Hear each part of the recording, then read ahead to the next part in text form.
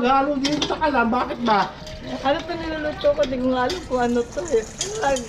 Halong trip lang ako. Shabu pa! Shabu pa.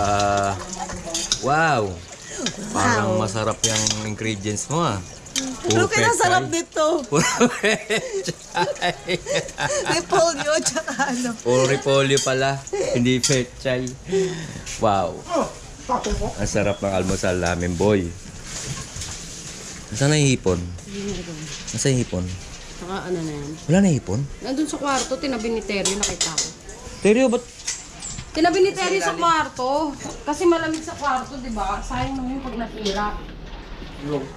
Yung hipon, sabi ni ate nagtabi na daw ako. No? Yo, kapal mo ah. Hindi niya alam, Ano, hindi boy? mauubos yun. Kasi ang daming isda. Hindi ako papayag niyan. Wala akong mauwi isa. Wala na. Saan ba? Wala na. Ayan na, tinalmasan na nga eh. Hipon? Hinalo dyan yung hipon ba? May iwan ba yung sopas?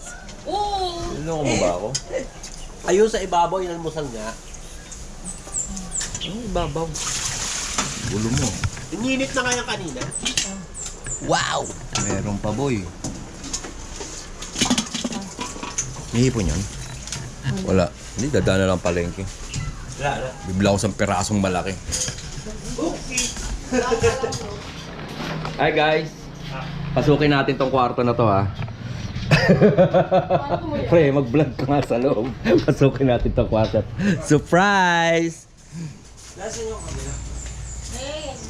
Itong ina yun.